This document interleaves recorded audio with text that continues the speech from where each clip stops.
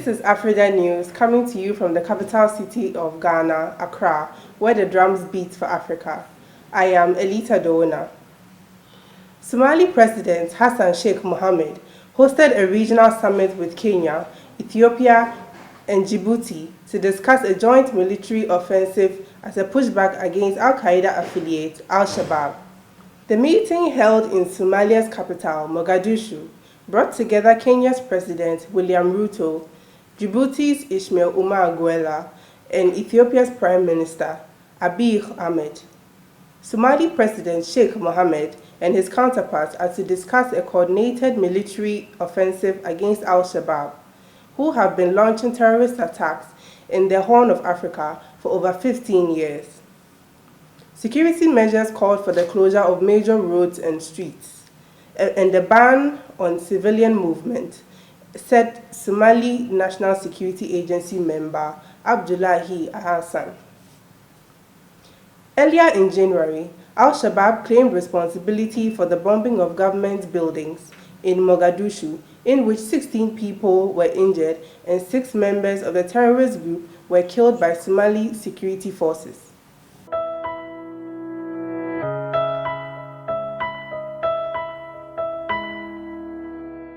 The program coordinator for the Ghana Refugee Board, Mr. Tete Paddy, has assured Ghanaians that the board and the United Nations High Commission for Refugees, UNHCR, are working together to institute measures to accommodate several refugees trooping into Ghana from neighboring Burkina Faso. The refugees currently residing in Boku West District of the Upper East region have appealed to the Ghana government and humanitarian institutions in Ghana to assist them with basic necessities until they are able to return to their country.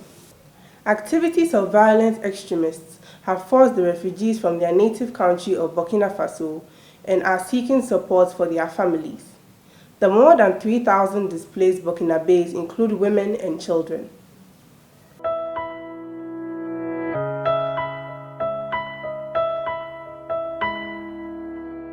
In a cabinet reshuffle, the president of Malawi, Lazarus Chakwera, has reduced the size of his cabinet. The numbers of ministers and deputy ministers were reduced from 33 to 27. The reshuffle also saw the president appoint 7 new persons and an opposition lawmaker. Despite the reduction, his critics still insist the number is too large. The reshuffle follows reports that implicated some ministers in a corruption investigation being carried out by Malawi's Anti-Corruption Bureau, ACB, and the UK's National Crimes Agency. Reacting to the reports in his New Year message, Malawi's President Chakwera pledged a new and leaner cabinet. The current list did not include his vice president, Saulos Chilima, who is facing corruption charges. His vice president has denied the charges and remains in office because under Malawi law, he cannot be sacked. Join us next time for Afrida News. Stay safe.